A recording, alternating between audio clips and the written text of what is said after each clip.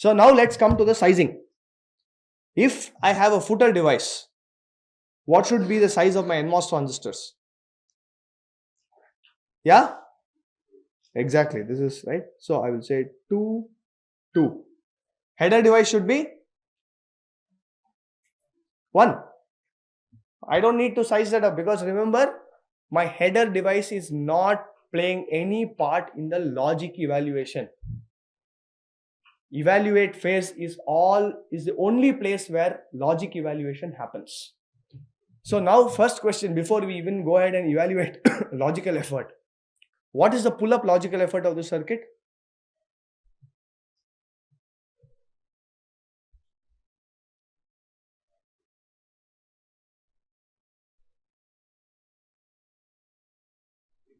Huh? It's an irrelevant question because in the pre-charge phase, the output has been pulled high already. Logical effort is some estimate of how long it will take for the output to go high or low, right? But for the output to be high in a dynamic circuit, you have to only look at what happens in this evaluate phase. By the time you are at the evaluate phase, the pre-charge has already taken it high. So therefore, there is no delay in taking the output to a logic high, and therefore pull-up logical effort is irrelevant in this case. It's not zero. It's irrelevant. Okay. So GU, right, not relevant here. So what about GD, pull down logical effort? You got to take the ratio of input gate capacitance to the gate capacitance of a symmetric static CMOS inverter. You have to construct that inverter, right? So what is the gate capacitance of this guy? CA to C, exactly. Now, what is the pull down strength of this gate?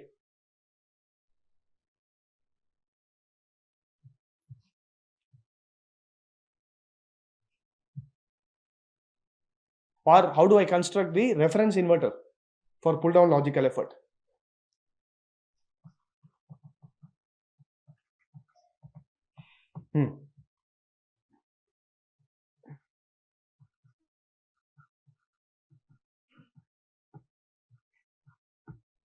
So if I have a capacitor here, what is the current coming out of the load capacitor during discharge? I. This is I. And therefore, I have to look at an inverter which can provide the same current as that. So therefore, this has to be I. Which means this has to be how much? 1. If this is 1, what's the PMOS? 2. Therefore, CA here, CA prime is how much? 3C. Therefore, what is the pull down logical effort? 2 by 3. Clearly, this is a number that is less than 1. So, it's faster than your static CMOS inverter whose logical effort is 1. Now, if I did not have the footer device, what would be my logical effort? Let's say I could impose an additional constraint apart from the fact that the input cannot fall, right? I also impose a constraint that in the pre-charge phase, I will ensure that the input is not high, let's say. Then I can do away with the footer device. So what will be the logical effort in that case? 1 by 3, exactly. So without footer device, GD 1 by 3. Okay. Now how do I construct a NAND 2 gate? Yeah.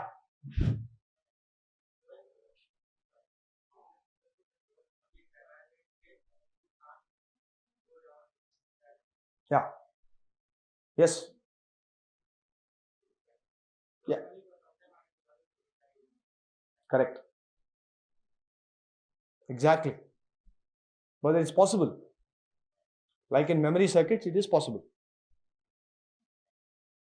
For example, I know that during this entire phase, my word line only has to turn on, right? Then the input just goes high and it's going to remain high forever after that. Those kind of things I can do with this kind of a circuit. Okay. What about NAND 2? The NORs are the most useful. Okay, we'll come to that. But how does a NAND 2 gate with a footer device look like?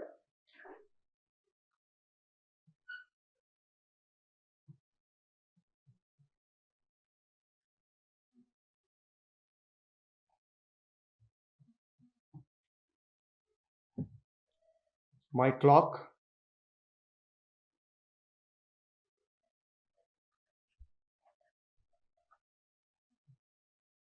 Again the clock.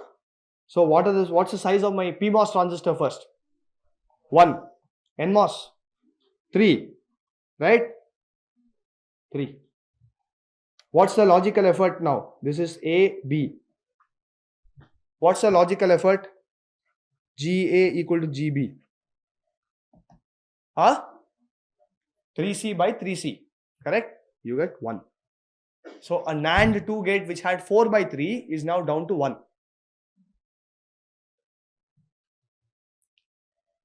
Clear? Now what about NOR 2 logic?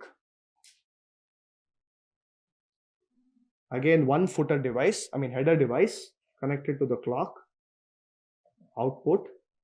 Now I need to have parallel logic here. A, B. This is my normal NOR gate. If I wanted a dynamic NOR gate without a footer device, it would be this. Now I add a footer device. Sorry, this is an NMOS. Again connected to the clock. So what's the size of the transistors now? Sorry? PMOS is how much? 1. NMOS 2 and 2. What if I made this NOR 3? Same thing, right? C, right? NOR 3, then this would be again 2. So what's the logical effort now? GA equal to GB equal to GC. How much is it? 2 by 3.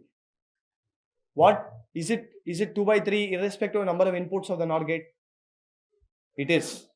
That's the biggest advantage of a dynamic NOR gate. What would otherwise scale as 2n plus 1 logical effort is now simply going to be 2 by 3, a fixed number irrespective of number of inputs. Clear? Any questions here? Yeah.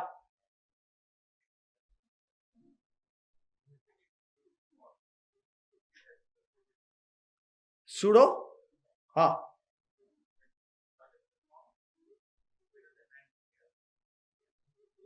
Correct. Their NAND will be constant.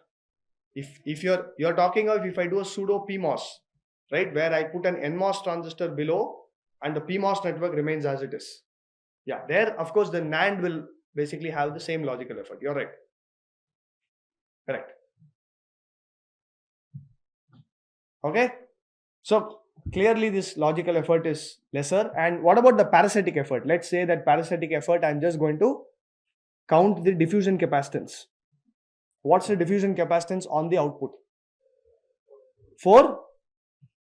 4C, right? So what is the parasitic effort here? 4 by 3. What about here? This is 7C Now what happens if I increase the number of inputs to the NOR gate? So that clearly is going to go up linearly with the number of inputs. Parasitic delay does depend on the number of inputs. It's only logical effort that is less, but remember, parasitic effort is a constant number that adds to that delay optimization problem. It's the logical effort that ultimately determines gate sizing. Therefore, logical effort is more important than the parasitic effort, and if that is constant, that's a big advantage. Okay, so therefore here parasitic effort will simply be how much? 7/3. And of course, remember, I have not indicated explicitly, these are all only for pull down. I have said GA, GB, GC, it's actually GAD, GBD, GCD. Right? Pull up is irrelevant in this case. Okay? Now great, I have a dynamic inverter, I have a dynamic NOR gate, I can make any dynamic circuit that I want. So next, what do I want to do? I want to cascade these gates. So I'll take let's say I want to build a dynamic AND gate. Okay, what do? I'm going to connect a dynamic NAND gate A, B, 5. Right, and I'm going to connect it to the clock here. This is my inverter. This is my footer clock. Y. I want Y equal to A into B. This is what I want it to behave like. Will this circuit work?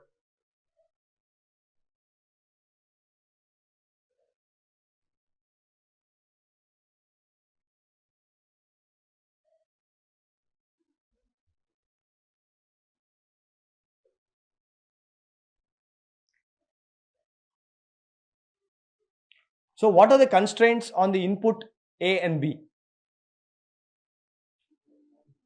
It can only rise, right? It cannot fall, right? That's a monotonicity condition. The signal can be monotone, non-decreasing. It means it can remain flat or it can rise. It cannot fall, right? That's the constraint. So since it's a dynamic NAND, I would have ensured that A and B do not fall during the evaluate phase. What happens to the inverter? Let's say that both A and B, my clock is here.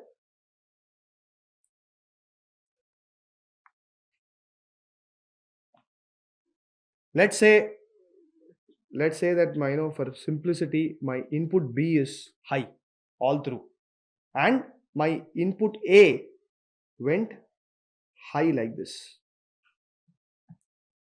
Okay, this is Y1 and that is Y. What happens to Y1? So again, let's plot this very clearly and carefully. Y1 will be, this is pre-charge phase, this is evaluate phase, pre-charge, evaluate, right? Y1 is logic high in the pre-charge phase. Then input A is 0. So therefore the output will now float high impedance till the input A rises. Then this will fall, right? This is the falling transition that is causing this output to fall, right? That's what that arrow means.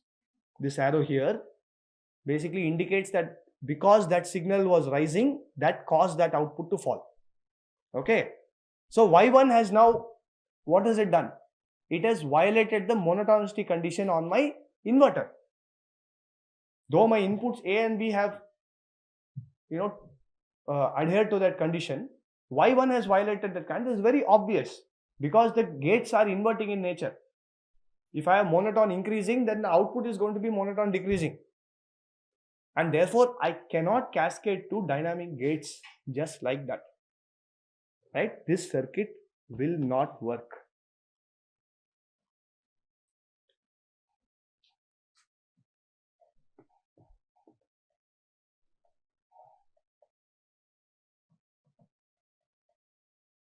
right? And of course, this one is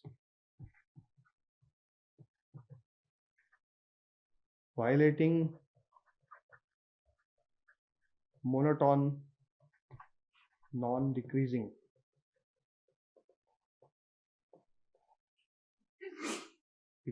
condition.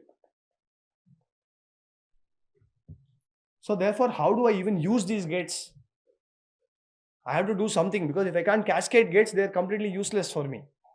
So therefore, the only way to overcome this problem is to put a static inverter between two dynamic gates. Right? So the same thing, I can now get a dynamic AND as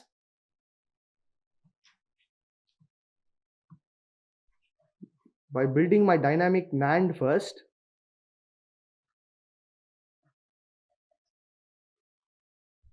A and B. Now here, instead of connecting a dynamic inverter, I will connect a static CMOS inverter. And then I can connect it to any dynamic gate after that. Why is that? Because now if A and B are monotone increasing, output Y1 will be monotone decreasing, but then the output Y here will again be monotone increasing, which is what is going to go to the next dynamic gate. Right? So this is basically called domino logic, cascading a static CMOS inverter with a dynamic gate is called domino logic. You will see why. Domino logic.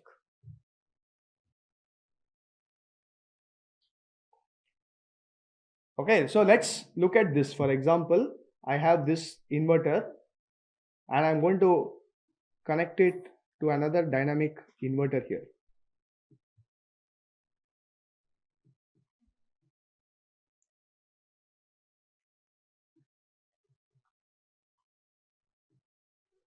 And then I'm going to connect another static CMOS inverter and I'll see what the output here is. So this will be Y2, Y3, Y4.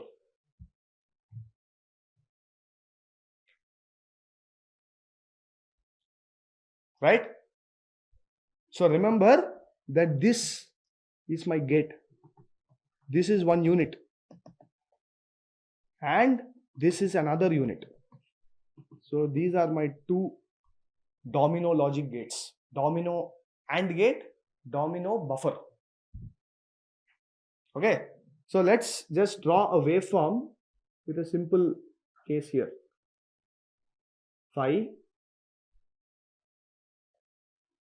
Let's assume B is equal to 1 always. Let's assume, okay, I'm not drawing that. B equal to 1. A is going monotone increasing somewhere here. What will happen to Y1? Y1 will float first when the clock turns off. Right? I mean, initially in pre-charge, of course, it's pulled high, then it will float, and then it will fall. This will cause the transition. What happens to Y2?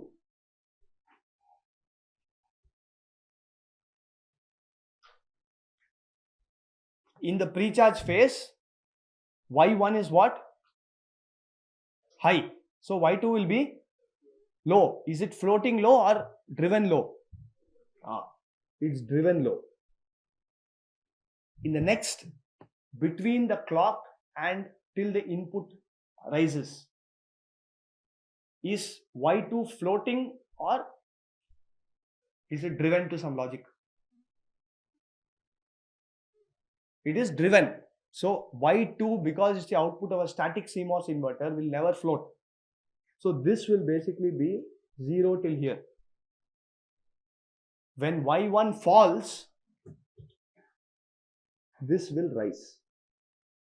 This will cause the transition. Right? Now what happens to Y3 and Y4? Let's plot these two again carefully.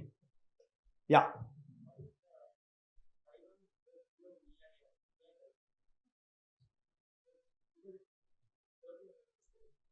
No, I agree. But like he said, right, there is one pull-up path. See, now there's a leakage path to VDD also. PMOS is off. NMOS is also off. So there is one pull-up path to VDD, pull-down path to ground. So these two will cause it to come and settle slowly at some point. It can't go below that. You get the point? It is floating, yes. So it can't be at VDD always. But what's the final value? Final value is there is an off PMOS, there is an off NMOS between VDD and ground. So these two leakage currents have to be the same because it's a series part. No, here, okay, multiple NMOS, I understand. Suppose, assume a trivial case. Assume the simpler case where there is a PMOS and there is only without a footer A. So what is happening is there is a capacitor here which is floating at VDD, right? VC of 0 minus. Now there is a pull-up path to VDD because that through leakage of PMOS. Then there is a leakage through NMOS. These two are going to fight and the eventual value will actually not come down all the way to 0. It will come to some intermediate value between 0 and VDD depending on these two leakage currents fighting. Yeah. Correct. So you're right. If it goes below VIH, it's a problem. However, generally at the speeds that we operate at, the clock is not going to be very, very slow. It can't be 1 Hertz. 1 Hertz is such a limiting case that I gave as an example. Usually you operate this at gigahertz or megahertz. It can't discharge that fast because leakage is such a small current. But you're right that because of this, I cannot operate a dynamic circuit at any frequency. Static CMOS logic, I can operate at any frequency. It will work. Dynamic logic, it cannot work because of this issue. Okay? Anyway, now let's plot Y3. Y3 in the pre-charge phase. This is pre-charge, evaluate, pre-charge, evaluate.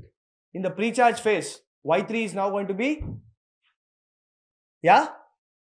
Just look at Y3. This is Y3. It's going to be driven high through the pre-charge transistor. Let me call this P1, P2. It will be driven high through the pre-charge transistor P2. And therefore, it's going to be high. Now, what will happen after pre-charge turns off and Y2 has not yet turned on? It will float. So here, this will basically float at VDD. The moment Y2 turns on, it will cause Y3 to discharge like this. Correct? And therefore, Y3 will go low. And this is the transition that's causing it. What about Y4? Y4 again is a static CMOS output, so it can never float. When Y3 is high, it will be low all through till here. Y4 will just be low. Then once my Y3 falls, this will go high. Now you look at what is happening to Y2 and Y4. Now if I cascade many such gates, you have Y2, Y4, Y6 and so on. Basically, just like a domino, the outputs will keep sort of rising or falling. If you look at Y3, they'll all fall. So it's just like a domino. You knock one guy off and everything will. That's why this is called a domino logic. General. Okay. Y4, the output of the static CMOS logic will keep rising. Okay. Any questions here? Yeah.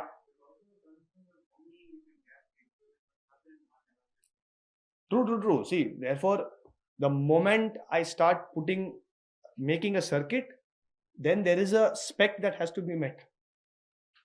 It's not how many you have to put. You have to size these so that they meet a timing constraint. I can put any number as long as I can size it so that they can meet the timing constraint. So, but earlier if we use static CMOS, Yeah. we have a gap of like say 1 and 2. Correct. Now we are only having half, so we are like tightening the constraint, so size will become bigger. True. Absolutely. But the logical effort is much lower there. So therefore it's still sort of okay. You're right. Okay. Okay. Before I proceed, what kind of inverter should this inverter be? These two. Symmetric static CMOS or what?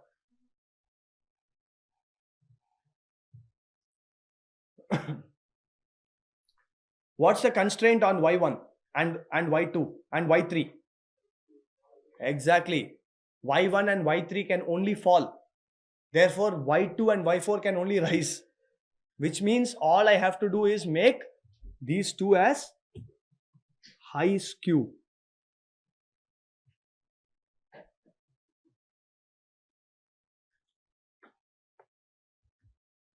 So I'll gain even more on the logical effort, because on the high skew, that was what, 5 by 6 is it? What was it? I don't remember. 5 by 6 or 2 by 3 or something like that we got.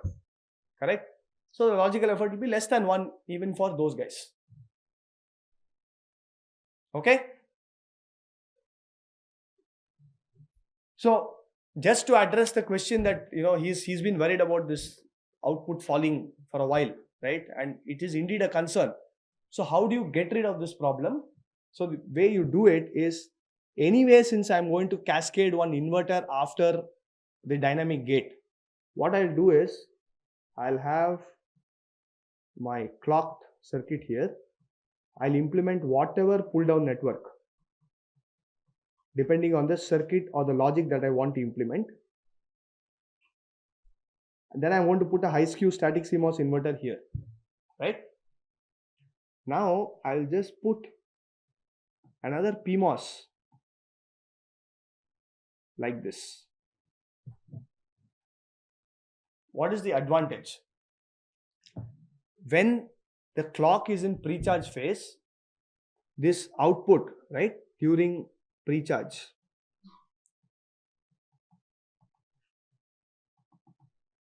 clock equal to 0. My output of the dynamic gate is going to be 1. Therefore, the output of my inverter will be 0. That means this PMOS will be turned on, right? And therefore, it's going to simply pull this output along with this guy. Both these guys will pull it up to logic 1. Okay. Now, I go to the evaluate phase. Eval phi equal to 1. What happens? This guy is cut off. Now, until the pull down network turns on, this output earlier used to float. The output of my dynamic gate used to float. But now, because there is this PMOS transistor which is cross coupled, right? The output here is floating at 1 now. But the inverter is inverting that logic and causing the PMOS to still pull it up to 1. So the output now never floats. The output will always be will be driven to logic 1, even in the evaluate phase. So now technically I can slow down my clock how much ever I want, because it's being driven. The only constraint is, when my pull down network turns on, it has to be strong enough to overcome that PMOS that is pulling it up, right? So in the evaluate phase, when the pull down network is active,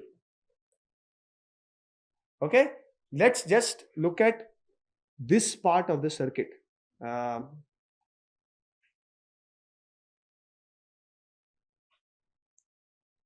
Let me look at this part of the circuit. Okay, I'm going to have a PMOS that, no, I'm going to have a PMOS that is driven, and let's assume that I'm implementing an inverter. In the eval phase, this is 1. The footer device is turned on. Phi equal to 1. This output is going through a high skew inverter and driving this. So let us say that this input went from 0 to 1. A went from 0 to 1.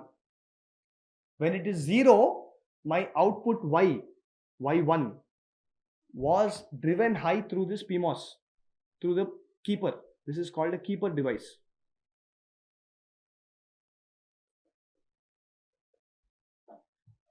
But when my input A goes high, see what's happening. There is a path which is trying to pull this down through the NMOS network. There is a path from the PMOS network which is trying to pull it up. Right? So there is a fight. This Y1, you have to size the devices so that the NMOS network can overpower that PMOS network. Which means as long as Y1 falls below VIL of that inverter, that is enough for you. Because when Y1 goes below VIL of the inverter will trip and flip. So when Y1, let's say Y1 was like this and it went below some logic, and let's say this is VIL. At this point, the inverter will trip and the output will go to logic 1 there. Y2, so this is Y1, this is Y2. The moment it crosses VIL, Y2, which was basically 0, will now flip and go to logic high, thereby turning that keeper device off. This is very, very similar to what we did in CVSL logic. We put a cross-coupled thing and that output basically turned off that keeper. Right? The guy was just competing with the pull-down network.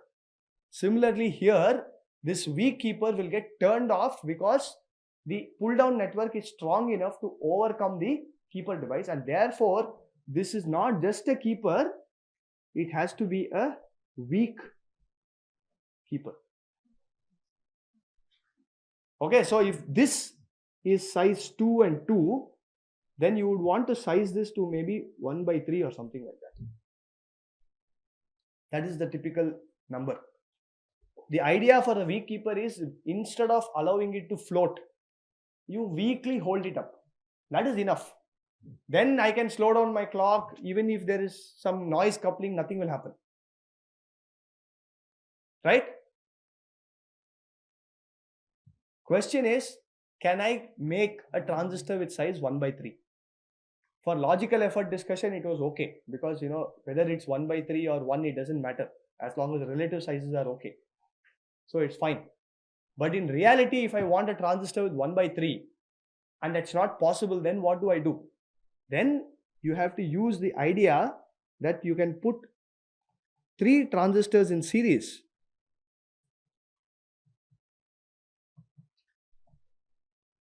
Right?